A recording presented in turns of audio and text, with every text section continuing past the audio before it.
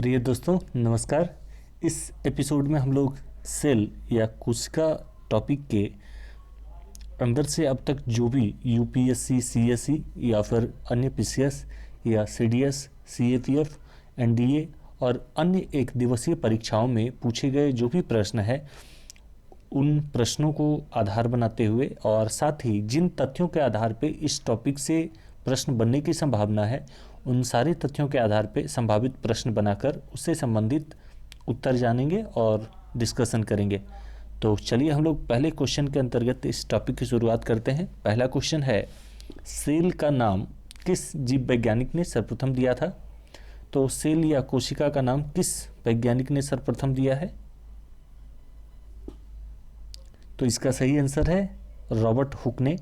1665 में सर्वप्रथम Robert Hooke ने कोशिका या सेल का वर्णन किया। इनके अलावा दो जर्मन जीव वैज्ञानिक जिनका नाम एम स्लाइडन और टी स्वान था, उन्होंने भी लगभग 1838-39 में सेल थ्योरी का प्रतिपादन किया था। और हुक के अनुसार सभी जीवों का निर्माण सेल से होता है। नेक्स्ट क्वेश्चन है, कौन सी रचना जंतु कोशिका को वनस्पति कोशिका से अलग करती है? कौन सी रचना जंतु कोशिका को वनस्पति कोशिका से अलग करती है? तो इसका सही आंसर क्या होगा? इसका सही आंसर हो जाएगा सेंट्रियोल। प्लांट और एनिमल कोशिका की संरचना अलग अलग होती है, पर पादपों को जंतु से जो भिन्न करती है उसे हम क्या कहते हैं? सेंट्रियोल। सेंट्रियोल भी उनमें से एक है। पशु और वनस्पति कोशिकाओं में पाए जाने वाले सेंट्रियोल कोशिका विभाजन में ये मदद करता है। नेक्स्ट क्वेश्चन है, कोशिका में राइबोसोम की अनुपस्थिति में निम्न में कौन सा कार्य संपादित नहीं होता है? तो कोशिका में अगर राइबोसोम की अनुपस्थिति हो जाए या राइबोसोम नहीं हो तो कौन सा कार्य इसमें संपादित नहीं होगा? तो अगर राइबोसोम नहीं पाया जाए तो प्रोटीन का संश्लेषण सेल में नहीं हो पाएगा। राइबोसोम सजीव कोशिका के कोशिका द्रव्य में या साइटोप्लाज्म में स्थित बहुत ही सूक्ष्म कण होता है जिसकी कार्य होती है प्रोटीन के संश्लेषण में महत्वपूर्ण भूमिका निभाना। और ये आनुवांशिक पदार्थ जिसे हम डीएनए या आरएनए के नाम से जानते हैं, उनके संकेतों को प्रोटीन श्रृंखला में या प्रोटीन सीरीज में परिवर्तित करता है। राइबोसोम की खोज 1950 के दशक में रोमानिया के जीव वैज्ञानिक जॉर्ज पेलेड ने की थी। राइबोसोम का नाम 1958 में वैज्ञानिक रिचर्ड बी रॉबर्टसन ने प्रस्तावित किया था। नेक्स्ट क्वेश्चन है, यदि माइटोकॉन्ड्रिया काम करना बंद कर दे तो कोशिका में कौन सा कार्य नहीं हो पाएगा?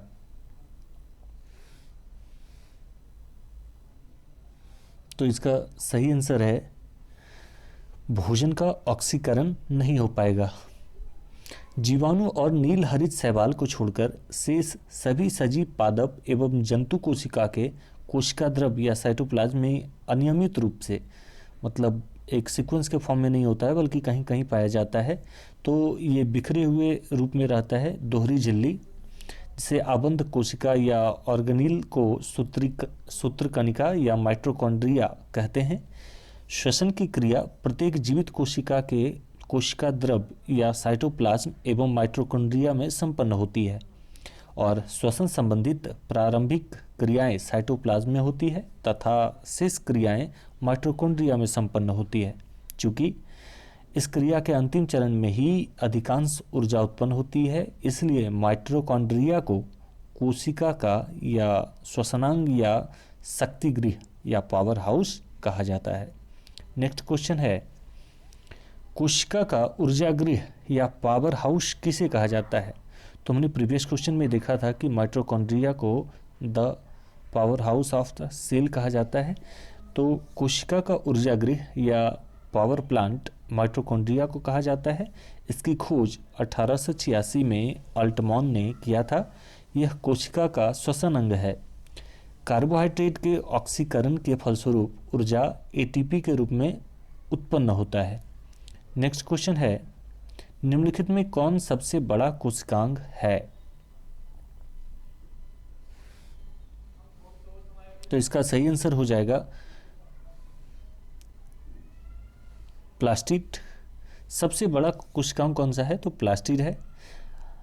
लवक, यह दोहरी झिल्ली आबंध कोशिकांग या डबल मेम्ब्रेन ऑर्गेनील्स है जो केवल पादप कोशिका में उपस्थित होता है।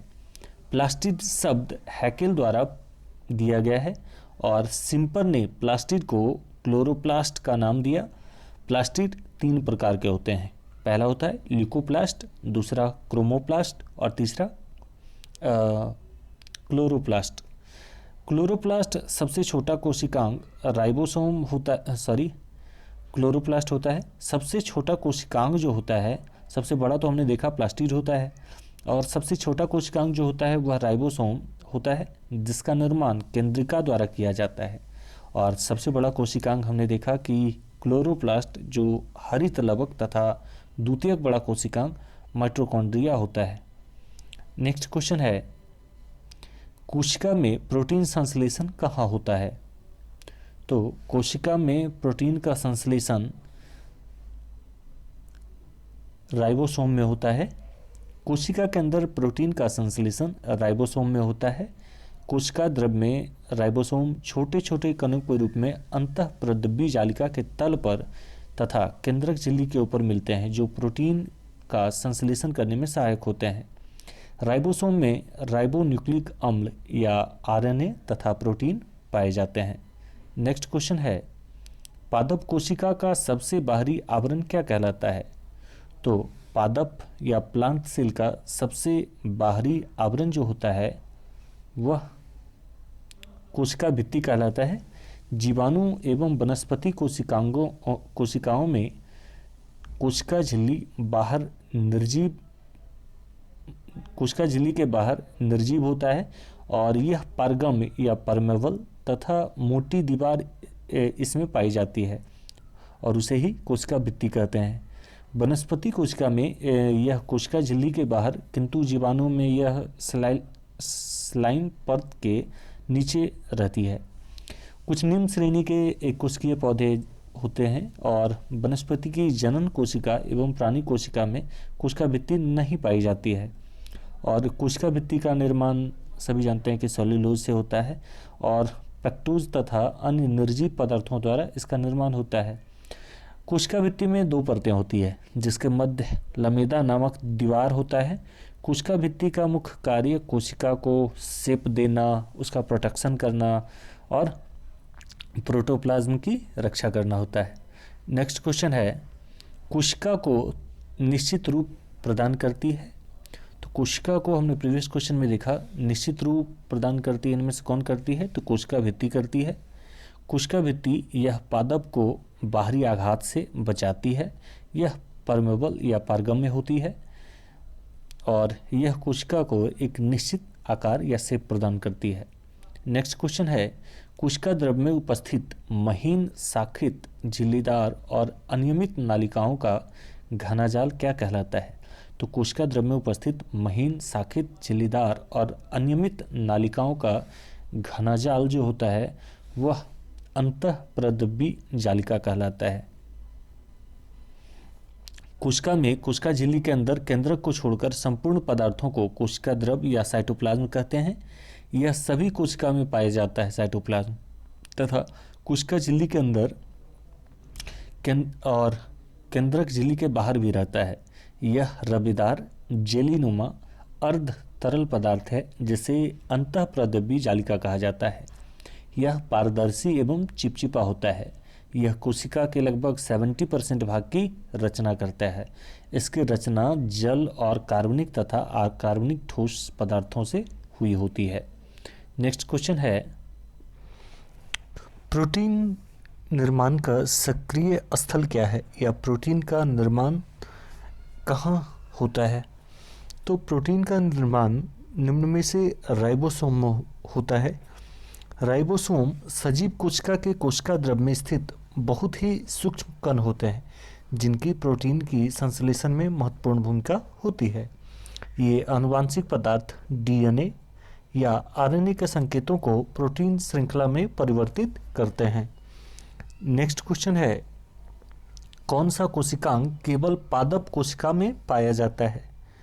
तो कोशिका भित्ति, लवक या रिक्तिकाएं, ये तीनों जो होती है, ये तीनों सिर्फ और सिर्फ प्लांट सेल या पादप कोशिका में ही पाए जाते हैं। पादप कोशिका में पाए जाने वाले कोशिकांग कोशिका भित्ति, कोशिका कला, केंद्रिका, माइटोकॉन्ड्रिया, राइबोसोम, लवक, रिक्तिकाएं इत्यादि होती है। नेक्स्ट क्वेश्चन है, कोशिकीय श्वसन का सक्रिय स्थल क्या है? तो अभी हमने प्रीवियस क्वेश्चन में देखा था, उसमें बताया गया था कोशिकीय श्वसन का सक्रिय स्थल क्या है। तो कोशिकीय श्वसन का सक्रिय स्थल माइटोकॉन्ड्रिया है, जिसमें हम जानते हैं कि वहाँ पे एटीपी के रूप में ऊर्जा का निर्माण होता है और इसीलिए इसे पावर हाउस ऑफ सेल भी कहा जाता है। श्वसन की क्रिया प्रत्येक जीवित कोशिका के कोशिका द्रव या साइटोप्लाज्म एवं माइटोकॉन्ड्रिया में संपन्न होती है। श्वसन संबंधित प्रारंभिक क्रियाएं साइटोप्लाज्म में होती है तथा शेष क्रियाएं माइटोकॉन्ड्रिया में होती है। चूंकि क्रिया के अंतिम चरण में ही अधिकांश ऊर्जा उत्पन्न होती है, इसलिए माइटोकॉन्ड्रिया को कोशिका का श्वसनांग या शक्ति गृह या पावर हाउस भी कहा जाता है। नेक्स्ट क्वेश्चन है, अवर्णी लवक या लुकोप्लास्ट मुख्यतः कहाँ पाए जाते हैं? तो लुकोप्लास्ट यह जड़ों की कोशिकाओं में पाया जाता है। अवर्णी लवक जो होता है या यह रंगहीन लवक होता है और यह कलरलेस प्लास्टिड होता है, जो सूर्य के प्रकाश से दूर पौधों के अंधेरे हिस्से तक में स्थित होता है, यानी डार्क साइड में स्थित होता है। ल्यूकोप्लास्ट खाद्य सामग्री का भंडारण यानी स्टोर करता है और ये 3 प्रकार का होता है, जैसे हम जानते हैं एमाइलोप्लास्ट के नाम से, दूसरा एलियोप्लास्ट और तीसरा एल्यूरोप्लास्ट के नाम से जानते हैं। लवक या दोहरी झिल्ली या आबंध कोशिकांग या डबल मेम्ब्रेन ऑर्गेनील्स होता है, जो केवल पादप कोशिका में ही पाया जाता है, ये एनिमल सेल में नहीं पाया जाएगा। प्लास्टिड शब्द हैकेल द्वारा दिया गया है। सिम्पर ने प्लास्टिड को क्लोरोप्लास्ट का नाम दिया था। नेक्स्ट क्वेश्चन है, फूलों और बीजों को विभिन्न प्रकार के आकर्षक रंग कौन प्रदान करता है? तो फूल और बीज को विभिन्न प्रकार के आकर्षक रंग इनमें से कौन सा प्रदान करता है?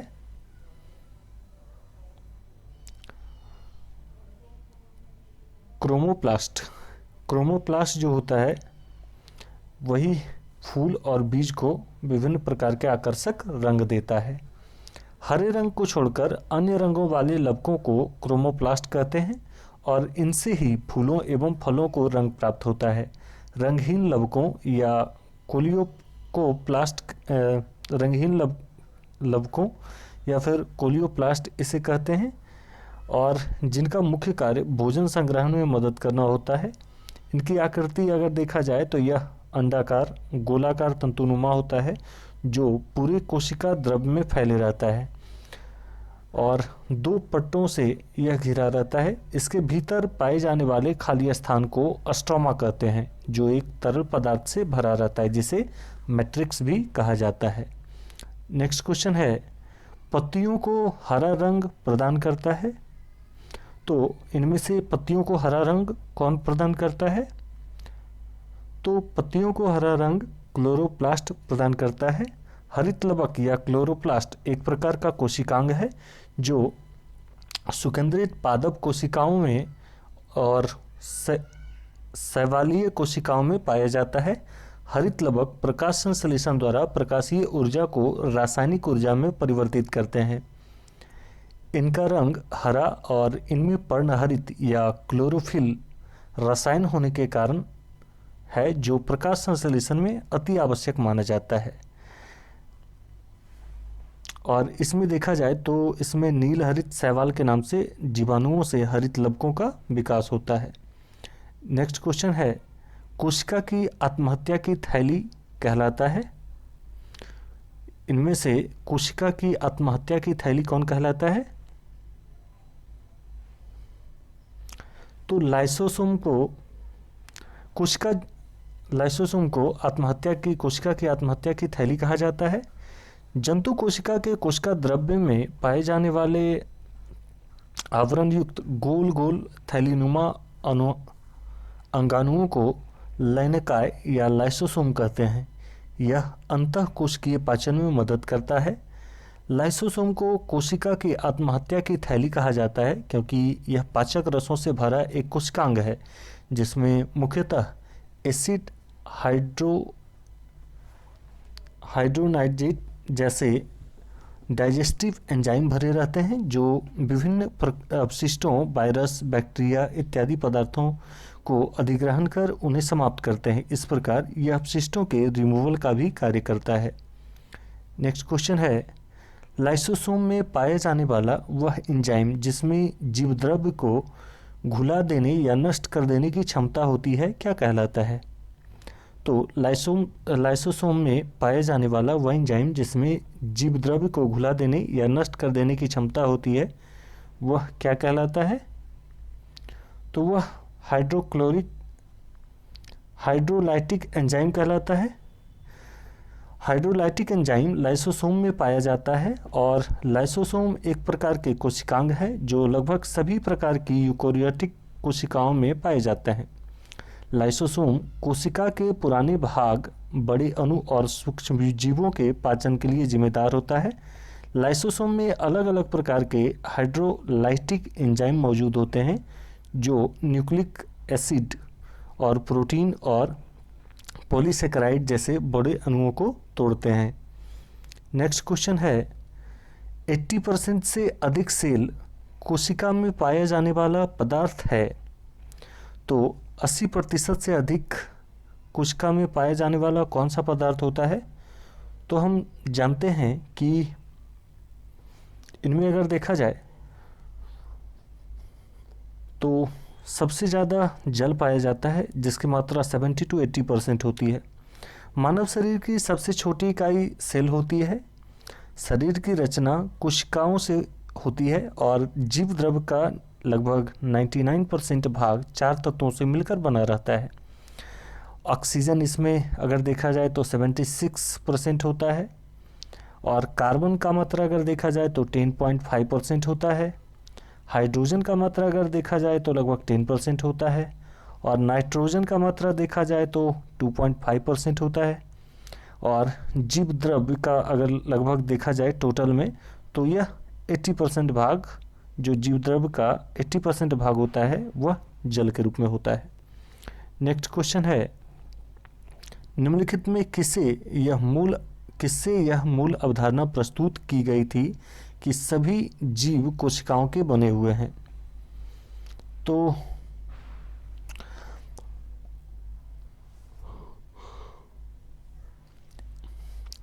किसने यह मूल अवधारणा प्रस्तुत की थी कि सभी जीव कोशिका के बने हुए हैं? तो इनमें से एक थे स्लाइडेन और दूसरे थे स्वान। हमने पहले क्वेश्चन के अंतर्गत देखा था, इन दोनों का नाम का उल्लेख किया गया था। तो स्लाइडेन और स्वान ने यह बताया था कि सभी जीव कोशिकाओं से बने हुए हैं। नेक्स्ट क्वेश्चन है, किसकी उपस्थिति के कारण किसी पादप कोशिका और पशु कोशिका में अंतर पाया जाता है? तो पादप कोशिका और एनिमल कोशिका में बताया जा रहा है किसके कारण अंतर पाया जाता है। तो इनमें कोशिका भित्ति के कारण दोनों में अंतर पाया जाता है। जीवाणु एवं वनस्पति कोशिकाओं में कोशिका झिल्ली के बाहर निर्जीव या पारगम्य तथा मोटी दीवार पाई जाती है जिसे हम सेल वॉल या कोशिका भित्ति के नाम से जानते हैं। वनस्पति कोशिका में यह कोशिका झिल्ली के बाहर, किंतु जीवाणु में साइलम परत के नीचे रहती है। कुछ निम्न श्रेणी के एक कोशिकीय पौधे जैसे वनस्पति की जनन कोशिका एवं प्राणी कोशिका में कोशिका भित्ति नहीं पाई जाती है। कोशिका भित्ति का निर्माण सेल्यूलोज, पैक्टोज तथा अन्य निर्जीव पदार्थों द्वारा होता है। कोशिका भित्ति में 2 परतें होती है जिनके मध्य लमेला नामक दीवाल होता है और कोशिका भित्ति का मुख्य कार्य कोशिका को आकृति प्रदान करना और प्रोटोप्लाज्म की रक्षा करना होता है। नेक्स्ट क्वेश्चन है, गोल्जी काय का प्रमुख कार्य क्या है? तो इनमें से गोल्जी काय का प्रमुख कार्य क्या है? तो गोल्जी काय का प्रमुख कार्य स्राव करना है। गोल्जी काय, जिसकी खोज कैमिलो गोल्जी ने की थी, यह सूक्ष्म नालिकाओं के एक समूह एवं थैलियों का बना होता है। सभी यूकैरियोटिक कोशिकाओं में गोल्जी काय उपकरण पाया जाता है। इसका मुख्य कार्य कोशिका भित्ति और सेल प्लेट का निर्माण करना है। इसमें वसा तथा प्रोटीन अधिक मात्रा में होता है, किंतु राइबोसोम के कम कण नहीं पाए जाते हैं। नेक्स्ट क्वेश्चन है, निम्नलिखित में कौन सा कोशिकांग डीएनए रखता है? निम्न में कौन सा कोशिकांग डीएनए रखता है? तो माइटोकॉन्ड्रिया जो होता है उसके भीतर आनुवांशिक पदार्थ के रूप में डीएनए मौजूद होता है। माइटोकॉन्ड्रिया में उपस्थित डीएनए की रचना एवं आकार जीवाणुओं के डीएनए के समान है। माइटोकॉन्ड्रिया के डीएनए एवं कोशिकांगों के केंद्रक में विद्यमान डीएनए में 35 to 80 जीन एक समान होते हैं। अपने डीएनए की वजह से माइटोकॉन्ड्रिया कोशिका के भीतर आवश्यकता पड़ने पर अपनी संख्या स्वयं बढ़ा सकता है और संतानों की कोशिकाओं में पाया जाने वाला माइटोकॉन्ड्रिया उन्हें उनकी माता से प्राप्त होता है। निषेचित अंडों में माइटोकॉन्ड्रिया में पाए जाने वाले डीएनए में शुक्राणुओं की भूमिका नहीं होती है। नेक्स्ट क्वेश्चन है, कौन सा कोशिकांग प्रोटीन संश्लेषण में प्रमुख भूमिका निभाता है? कौन सा कोशिकांग प्रोटीन संश्लेषण में प्रमुख भूमिका निभाता है? तो इसका सही आंसर हो जाएगा एंडोप्लाज्मिक रेटिकुलम एवं राइबोसोम। राइबोसोम एक ऐसा सेल या कोशिका संरचना है जो प्रोटीन बनाती है। कई कोशिकाओं के फंक्शन या कार्य जैसे कि मरम्मत या रासायनिक प्रक्रियाओं को निर्देशित करने के लिए प्रोटीन की आवश्यकता होती है।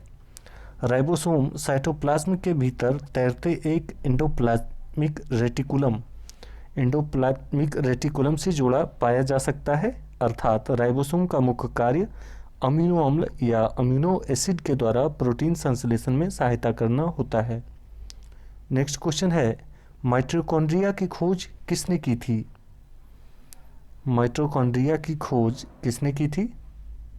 तो माइटोकॉन्ड्रिया की खोज अल्टमैन ने की थी। सर्वप्रथम माइटोकॉन्ड्रिया की खोज 1886 में अल्टमैन ने की थी। बाद में बेंदा ने इसका नामकरण माइटोकॉन्ड्रिया के रूप में किया। नेक्स्ट क्वेश्चन है, कौन सा अंगक प्रायः जंतु कोशिका में उपस्थित नहीं होता है? कौन सा अंग प्रायः जंतु कोशिका में उपस्थित नहीं होता है? तो इसका सही आंसर हो जाएगा लवक। इसकी खोज हैक्ले ने किया था। पादप कोशिकाओं के भीतर द्रव्य में पाए जाने वाले गोल या अंडाकार रचना होता है। इसमें पादपों के लिए महत्वपूर्ण रसायनों का निर्माण होता है। क्लोरोप्लास्ट नामक हरे रंग के लवक में जीव जगत की सबसे महत्वपूर्ण जैव रासायनिक क्रिया प्रकाश संश्लेषण क्रिया संपन्न होती है। नेक्स्ट क्वेश्चन है, लाइसोसोम कार्य करते हैं। तो लाइसोसोम का कार्य क्या होता है? तो लाइसोसोम का कार्य अंतःकोशिकीय पाचन में होता है। जंतु कोशिका के कोशिका द्रव्य में पाए जाने वाले आवरण युक्त गोल गोल थैलीनुमा अंडाणुओं को लयनिकाय कहते हैं या लाइसोसोम कहते हैं। यह अंतःकोशिकीय पाचन में मदद करता है। लाइसोसोम क्रिश्चियन डी डुवे ने सर्वप्रथम इसे सन 1955 में लाइसोसोम की खोज की थी और इसके कार्य निम्नलिखित हैं। मतलब लाइसोसोम के कार्य क्या क्या हैं? तो लाइसोसोम का मुख्य काम पाचन करना होता है और इसका दूसरा कार्य अगर देखा जाए तो अंतःकोशिकीय पाचन करना होता है। और तीसरा कार्य अगर देखा जाए तो मृत कोशिकाओं का निष्कासन करना, यानी यह अपशिष्ट पदार्थों का निष्कासन करता है। मतलब जो सेल डेड हो जाता है या फिर जो बैक्टीरिया इन्हें लगता है कि बेकार है, उसे यह मारता है। नेक्स्ट क्वेश्चन है, कोशिका भित्ति या सेल वॉल होती है। तो सेल वॉल हमने देखा प्रीवियस कई क्वेश्चन में कि यह पारगम्य या परागवय या परमेबल होती है। कोशिका भित्ति यह पादप कोशिका को बाहरी आघात से बचाती है, यह पारगम्य होती है, यह कोशिका को एक निश्चित शेप या आकार प्रदान करती है। नेक्स्ट क्वेश्चन है, माइटोकॉन्ड्रिया का भीतरी बलन क्या कहलाता है? तो माइटोकॉन्ड्रिया का भीतरी बलन क्रिस्टी कहलाता है। माइटोकॉन्ड्रिया कोशिका द्रव्य में वितरित विभिन्न आकृतियों, बेलनाकार, छड़ादार, गोलाकार और प्रमाण के छोटे छोटे कण होते हैं। प्रत्येक माइटोकॉन्ड्रियन द्वीप कला आवरण द्वारा घिरी होती है। बाहरी झिल्ली संलग्न होती है और भीतरी झिल्ली को अगर देखा जाए तो वह बलन बनाती है और इसलिए बाह्य कला के पृष्ठ के क्षेत्रफल से कई गुना क्षेत्रफल इसका बड़ा होता है। ये बलन क्रिस्टी कहलाते हैं और आभूषण में जड़े नगों के समान पाए जाते हैं, जिन्हें F1 कण या ऑक्सीसोम कहा जाता है। नेक्स्ट क्वेश्चन है, माइटोकॉन्ड्रिया किसमें अनुपस्थित होता है? माइटोकॉन्ड्रिया किसमें अनुपस्थित होता है? तो माइटोकॉन्ड्रिया सामान्यतः जीवाणु में अनुपस्थित होता है या नहीं पाया जाता है। माइटोकॉन्ड्रिया जीवाणुओं और स्तनधारियों की लाल रुधिर कोशिकाओं में नहीं पाया जाता है। नेक्स्ट क्वेश्चन है, जीवद्रव्य या प्रोटोप्लाज्म शब्द का प्रयोग सर्वप्रथम किसने किया था? तो प्रोटोप्लाज्म शब्द का प्रयोग सर्वप्रथम पुरकिंजे ने किया था। पुरकिंजे 1840 में इन्होंने प्रोटोप्लाज्म या शब्द का प्रतिपादन किया था। कोशिका झिल्ली के अंदर संपूर्ण पदार्थों को जीव द्रव्य कहा जाता है और यह सभी कोशिकाओं में पाया जाता है। यह रबेदार जेलीनुमा अर्धतरल पदार्थ है। यह पारदर्शी एवं चिपचिपा होता है। नेक्स्ट क्वेश्चन है, जीव द्रव्य जीवन का भौतिक आधार है, यह किसका कथन है? तो यह हैक्सली का कथन है। हैक्सली ने 1963 में 1963 में इसे जीवन का भौतिक आधार कहा और एक आदर्श जंतु कोशिका के कोशिका द्रव्य में विभिन्न कोशिकांग हैं, जैसे उन्होंने बताया कि केंद्रक होता है, दीपक होता है, राइबोसोम होते हैं, वेसिकल होते हैं, इसके अलावा रुखड़ा एंडोप्लाज्मिक रेटिकुलम होता है, उसके बाद गोल्जी काय होता है, साइटोस्केलेटन होता है, स्मूथ रफ, इसे 5 नंबर वाले को आप रफ एंडोप्लाज्मिक रेटिकुलम भी कह सकते हैं, और गोल्जी काय होता है, साइटोस्केलेटन होते हैं, स्मूथ एंडोप्लाज्मिक रेटिकुलम होता है, माइटोकॉन्ड्रिया होता है, रसदानी या वेसिकल होते हैं, कोशिका द्रव्य होता है, साइटोप्लाज्म होता है, और लाइसोसोम होते हैं, और तारकाय होता है। नेक्स्ट क्वेश्चन है, डीएनए के द्विहेलिक्स प्रारूप को पहली बार किसने प्रस्तावित किया था? यानी जो डबल हेलिक्स टाइप का संरचना होता है डीएनए का, उसे सर्वप्रथम किसने प्रस्तावित किया था? तो डीएनए के हेलिक्स नुमा संरचना को सर्वप्रथम वाटसन तथा क्रिक ने प्रस्तावित किया था। सन 1953 में जे वाटसन और क्रिक ने डीएनए के द्विहेलिक्स प्रारूप का प्रतिपादन किया। इस काम के लिए उन्हें 1962 में नोबेल पुरस्कार मिला। डीएनए की अधिकांश मात्रा केंद्रक में होती है, यद्यपि इसकी कुछ मात्रा माइटोकॉन्ड्रिया तथा हरित लवक में भी पाई जाती है। डीएनए पॉलीन्यूक्लियोटाइड होता है। नेक्स्ट क्वेश्चन है, न्यूक्लियस या न्यूक्लियस की खोज सर्वप्रथम किसने की थी? तो न्यूक्लियस की खोज सर्वप्रथम ब्राउन ने किया।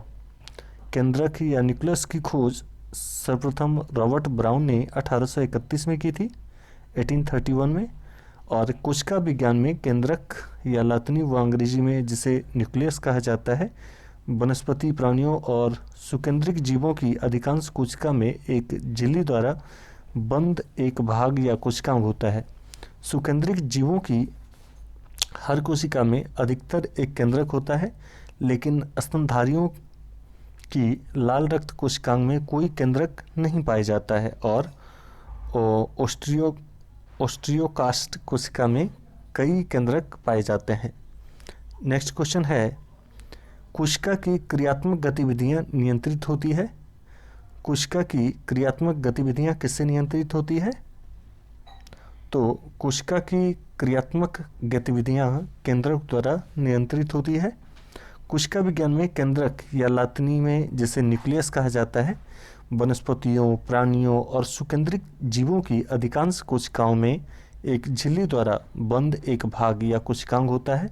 सुकेंद्रिक जीवों की हर कोशिका में अधिकतर एक केंद्रक होता है, लेकिन स्तनधारियों की लाल रक्त कोशिकाओं में कोई केंद्रक नहीं होता है और ओस्टियोकास्ट कोशिकाओं में कई केंद्रक पाए जाते हैं।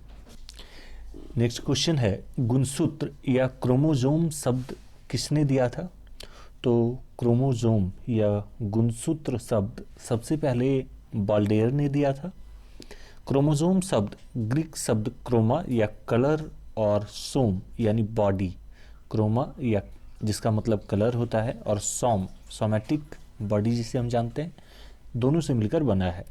गुणसूत्र को ये नाम दिया जाने का कारण इसका विशेष प्रकार की डाई से गहरा रंग लेने की प्रकृति है। क्रोमोसोम शब्द जर्मन शरीर रचना विज्ञानी वॉन वाल्डेयर हर्ट्ज द्वारा दिया गया। क्रोमोसोम को सबसे पहले पादप कोशिका में स्विस बॉटनिस्ट यानी कार्ल विल्सन वॉन मेगेली ने 1842 में देखा और एस्केरिसिन बर्म्स में बेल्जियन साइंटिस्ट एंड्रॉन वॉन वाल्डे ने क्रोमोसोम को सबसे पहले देखा था। नेक्स्ट क्वेश्चन है, अंतःद्रव्यी जालिका की खोज किसने की? अंतःप्रद्रव्यी जालिका की खोज किसने की या इंडोप्लाज्मिक रेटिकुलम की खोज किसने की? तो इसमें सही आंसर हो जाएगा पोर्टर ने। पोर्टर ने अंतर्द्रव्यी जालिका या इंडोप्लाज्मिक रेटिकुलम की खोज की। सुकेंद्रित कोशिका में एक झिल्लीदार कोशिकांग है। इसकी झिल्ली केंद्रक की झिल्ली से निकलती है। इंग्लिश में इसे अंतःद्रव्यी जालिका को इंडोप्लाज्मिक रेटिकुलम कहा जाता है। कोशिका में इसके दो प्रकार होते हैं, एक प्रकार में इसे रफ और दूसरे में इसे रफ पर क्या होता है कि राइबोसोम जुड़ा होता है जहां प्रोटीन का संश्लेषण होता है, और दूसरा होता है स्मूथ या चिकना होता है जहां पर राइबोसोम रहित होता है, अतः वहां पर अंतर्द्रव्यी जालिका पर संश्लेषित किए गए प्रोटीन कोशिका के बाहर भेजने के लिए होते हैं। इसकी खोज पोर्टर ने की थी। नेक्स्ट क्वेश्चन है, इलेक्ट्रॉन सूक्ष्मदर्शी की खोज किसने की? तो इलेक्ट्रॉन सूक्ष्मदर्शी की खोज इनमें से किसने की? तो इसकी खोज नॉल तथा रस्का ने की थी। इलेक्ट्रॉन सूक्ष्मदर्शी की खोज नॉल तथा रस्का ने की थी। इलेक्ट्रॉन माइक्रोस्कोपी जिसे ईएम शॉर्ट फॉर्म में ईएम कहा जाता है, जैविक और गैर जैविक नमूने की उच्च संकल्प छवियों को प्राप्त करने के लिए एक तकनीक है। यह सेल या यह ऊतक या टिश्यू और कोशिका यानी सेल, ऑर्गेनेल्स और माइक्रो मॉलिक्यूलर परिसरों की विस्तृत संरचना की जांच के लिए जैव चिकित्सा अनुसंधान में प्रयोग किया जाता है। 1931 में पहला इलेक्ट्रॉन माइक्रोस्कोप बर्लिन विश्वविद्यालय के एक भौतिक विज्ञानी अर्नेस्ट रुस्का और एक विद्युत अभियंता जिनका नाम था मैक्स नोल, इन दोनों ने बनाया था। नेक्स्ट क्वेश्चन है, वास्तविक केंद्रक किसमें अनुपस्थित होता है? वास्तविक केंद्रक किसमें अनुपस्थित होता है? तो इसका सही आंसर हो जाएगा जीवाणुओं में। सुकेंद्रित जीवों की हर कोशिका में अधिकतर एक केंद्रक होता है, लेकिन जीवाणुओं और स्तनधारियों की लाल रक्त कोशिकाओं में कोई केंद्रक नहीं पाया जाता। और ऑस्टियोक्लास्ट कोशिका में कई केंद्रक होते हैं। प्राणियों के केंद्रकों का व्यास लगभग 6 माइक्रोमीटर होता है। नेक्स्ट क्वेश्चन है, सर्वाधिक संख्या 2n में गुणसूत्र कहाँ पाए जाते हैं? तो सर्वाधिक संख्या में अगर गुणसूत्र की बात की जाए तो ये सर्वाधिक संख्या में गुणसूत्र ओफियोग्लोसम में पाए जाते हैं। ओफियोग्लोसम जो एक फर्न है, उनमें गुणसूत्रों की संख्या लगभग 1260 होती है, फिर भी वह प्रजनन कर सकता है। नेक्स्ट क्वेश्चन है, कोशिका का जीवंत अंश जीव द्रव्य क्या कहलाता है और यह किससे बना होता है? कोशिका का जीवित अंश जीव द्रव्य क्या कहलाता है और यह किससे बना होता है? तो कोशिका का जीवित अंश जीव द्रव्य क्या कहलाता है इनमें से? तो वह कोशिका द्रव्य कहलाता है और यह केंद्रक द्रव्य और एनी कोशिकांग से बना होता है। एक अर्ध पारदर्शक चिपचिपा तथा तरल जीवित पदार्थ होता है जो प्रत्येक कोशिका में कोशिका झिल्ली के अंदर पाया जाता है। रासायनिक दृष्टि से यह जीव द्रव्य या साइटोप्लाज्म कार्बनिक तथा अकार्बनिक पदार्थों का एक मिश्रण होता है। इसका उपयोग सभी जीवों द्वारा ईंधन के रूप में किया जाता है। यह कार्बन, हाइड्रोजन, ऑक्सीजन के यौगिक है जिसका अनुपात 1:2:1 होता है। और प्रोटीन जीवद्रव्य का अत्यधिक जटिल एवं सर्वाधिक कार्बनिक यौगिक है। प्रोटीन द्वारा कोशिकांगों के अंगों का निर्माण होता है और यह प्रोटीन केंद्रक में न्यूक्लियोप्रोटीन के रूप में पाए जाते हैं जिसे एंजाइम कहा जाता है। नेक्स्ट क्वेश्चन है, कोशिकीय व आणविक जीव विज्ञान केंद्र कहाँ स्थित है? तो कोशिकीय और आणविक जीव विज्ञान केंद्र हैदराबाद में स्थित है। कोशिकीय व आणविक जीव विज्ञान केंद्र यानी CCMB भारत भर में फैली CSIR की विविध प्रयोगशालाओं में से एक है। यह आंध्र प्रदेश की राजधानी हैदराबाद में स्थित है। वर्तमान में यह तेलंगाना में चला गया हालांकि। और जीव विज्ञान के आधुनिक और महत्वपूर्ण क्षेत्रों को समर्पित प्रयोगशाला है। वर्ष 1987 में 26 नवंबर के दिन भारत के तत्कालीन प्रधानमंत्री राजीव गांधी द्वारा राष्ट्र को यह समर्पित की गई थी।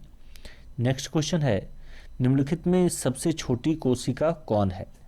तो सबसे छोटी कोशिका की बात की जाए, सबसे छोटी सेल की, तो यह माइकोप्लाज्मा होता है। छोटे आकार के प्लाज्मा को माइकोप्लाज्मा या माइक्रोप्लाज्मा कहते हैं, जिसका आकार लगभग 10 मिलीमीटर के आसपास होता है। माइक्रोप्लाज्मा को विभिन्न तापमान, दाब पर उत्पन्न किया जा सकता है और यह तापीय या अतापीय प्लाज्मा हो सकता है। ये ऐसे जीवधारी होते हैं जिनमें कोशिका भित्ति नहीं पाई जाती है। माइक्रोप्लाज्मा सबसे सूक्ष्म सजीव कोशिका होता है। नेक्स्ट क्वेश्चन है, कोशिका के बारे में निम्नलिखित में कौन सा सही नहीं है? कोशिका के बारे में निम्नलिखित में कौन सा सही नहीं है? तो इसका सही आंसर हो जाएगा कि सभी देह ऊतकों में एक ही प्रकार की कोशिकाएं विद्यमान है। कोशिका, जिसे सेल कहा जाता है, सजीवों के शरीर की रचनात्मक और क्रियात्मक इकाई है और प्रायः स्वतः जनन की सामर्थ्य रखती है। यह विभिन्न पदार्थों का छोटे से छोटा संगठित रूप है जिसमें वे सभी क्रियाएं होती है जिन्हें सामूहिक रूप से हम जीवन कहते हैं। कोशिकाएं सजीव होती है तथा वे सभी कार्य करती हैं जिन्हें सजीव प्राणी करते हैं। इनका आकार अति सूक्ष्म तथा आकृति गोलाकार, अंडाकार, स्तंभाकार और रोमक युक्त और कसाभिका युक्त और बहुभुजीय आदि प्रकार की होती है। नेक्स्ट क्वेश्चन है, निम्नलिखित कोशिका अंगकों में कौन सा एक अर्ध पारगम्य है? निम्नलिखित कोशिका अंगकों में कौन सा एक अर्ध पारगम्य है? तो कोशिका झिल्ली जो होती है वह अर्ध पारगम्य होती है। और कोशिका झिल्ली एक अर्ध पारगम्य सजीव झिल्ली है जो प्रत्येक सजीव कोशिका के जीव द्रव को घेर कर रखती है। कोशिका झिल्ली का निर्माण 3 परतों से मिलकर होता है। इसमें से बाहरी एवं भीतरी परतें प्रोटीन द्वारा तथा मध्य परत का निर्माण लिपिड या वसा द्वारा होता है। नेक्स्ट क्वेश्चन है, निम्नलिखित पोषकों में कौन सा एक पौधों की कोशिका भित्ति का एक संरचनात्मक घटक है? निम्नलिखित पोषकों में कौन सा एक पौधों की कोशिका की भित्ति का एक संरचनात्मक घटक है? तो इसका कोशिका भित्ति का एक संरचनात्मक घटक के रूप में कैल्शियम को देखा जाता है। और अगर पोषकों में बात की जाए कि पौधों की कोशिका भित्ति का एक संरचनात्मक घटक पोषकों के तौर पे कौन है, तो यह कैल्शियम है। नेक्स्ट क्वेश्चन है, न्यूक्लियस के बाहर डीएनए कहाँ पाया जाता है? तो न्यूक्लियस के बाहर डीएनए जो होता है वह माइटोकॉन्ड्रिया में पाया जाता है। न्यूक्लियस के बाहर डीएनए माइटोकॉन्ड्रिया में मिलता है। यूकैरियोटिक यानी नाभिक रहित जो होता है उसमें कोशिकाओं में डीएनए की प्रचुर मात्रा नाभिक के भीतर असतत रूप में पाई जाती है, मतलब फैले फैले से होते हैं, एक जगह नहीं होता है, जिसे गुणसूत्र कहा जाता है। नेक्स्ट क्वेश्चन है, निम्नलिखित एम से किस कोशिका के अंगक से लाइसोसोम बनता है? निम्नलिखित एम से किस कोशिका अंगक से लाइसोसोम बनता है? तो इसमें हम देखते हैं कि गोल्गी काय से कोशिका के अंगक से लाइसोसोम बनता है। गोल्गी काय, इसकी खोज कैमिलो गोल्जी ने की और यह सूक्ष्म नालिकाओं के समूह एवं थैलियों का बना होता है। सभी यूकैरियोटिक कोशिकाओं में गोल्गी काय उपकरण पाया जाता है। इसका मुख्य कार्य कोशिका भित्ति और सेल प्लेट का निर्माण करना होता है। इसमें वसा तथा प्रोटीन अधिक होता है, किंतु राइबोसोम के कण नहीं पाए जाते हैं। नेक्स्ट क्वेश्चन है, निम्नलिखित में कौन सा वह कोशिकांग है जो प्रोकैरियोटिक कोशिकाओं में नहीं पाया जाता है? वह कौन सा कोशिकांग है जो प्रोकैरियोटिक कोशिका में नहीं पाया जाता है? तो इसका सही आंसर हो जाएगा माइटोकॉन्ड्रिया। ये प्रारंभिक कोशिकाएं हैं, ये एक कोशिकीय होते हैं और इसमें केंद्रक कला यानी अलग अलग भाग में यह नहीं पाया जाता है। प्रोकैरियोटिक कोशिका में कोई स्पष्ट केंद्रक नहीं होता है। केंद्रकीय पदार्थ कोशिका द्रव में बिखरे रहते हैं और इन कोशिका के कला विहीन यानी केंद्रक को आरंभिक केंद्रक कहते हैं, क्योंकि यह प्राइमरी लेवल पे देखा जाता है कि यह कला विहीन होता है, इसमें सब सेपरेट नहीं होता है, मिला जुला होता है, बिखरा होता है। इन कोशिकाओं में क्लोरोप्लास्ट, गोल्जी बॉडी और तारक काय, माइटोकॉन्ड्रिया तथा अंतःप्रदबी जालिका या एंडोप्लाज्मिक रेटिकुलम नहीं पाई जाती है। फिर भी लगभग 70 सेंटीमीटर प्रकार के राइबोसोम्स पाए जाते हैं तथा इनमें डीएनए हिस्टोन प्रोटोन से संबंधित नहीं होता है। नीले हरे शैवाल तथा जीवाणुओं में ये कोशिकाएं पाई जाती है। इनमें केंद्रक के चारों ओर पाई जाने वाली झिल्ली अनुपस्थित होती है। नेक्स्ट क्वेश्चन है, एक इमारत में ईंटें जीवों में किसके समान होती हैं? तो अगर देखा जाए एक इमारत में ईंट किसके समान होता है, तो यह हमने पढ़ा था प्रीवियस क्वेश्चन में कि कोशिका जीवन की मूलभूत इकाई है। तो इस प्रकार से अगर ईंट के समान देखा जाए तो ईंट से मिलकर एक दीवार बनता है और दीवार से मिलकर एक घर बनता है या इमारत बनता है। तो इसी प्रकार से सेल से हम टिश्यू बनाते हैं यानी उत्तक बनाते हैं और उत्तक के सहारे ही किसी जीव का निर्माण होता है। इस प्रकार इसका सही आंसर कोशिका हो जाएगा। कोशिका का अंग्रेजी शब्द सेल है, लैटिन भाषा के सेलुला शब्द से लिया गया है जिसका अर्थ एक छोटा कमरा है। कुछ सजीव जैसे जीवाणुओं के शरीर एक ही कोशिका से बने होते हैं, उन्हें एक कोशिकीय जीव कहते हैं, जबकि कुछ सजीव जैसे मनुष्य का शरीर अनेक कोशिका से मिलकर बना होता है, उन्हें बहुकोशिकीय सजीव कहते हैं। कोशिका की खोज रॉबर्ट हुक ने 1665 में किया था। इस प्रकार ये एपिसोड हमारा यहाँ पे कंप्लीट होता है। इसे देखने के लिए धन्यवाद, और अगर आपको यह एपिसोड अच्छा लगा तो हमारे चैनल को सब्सक्राइब करते हुए इस एपिसोड को शेयर करें। धन्यवाद।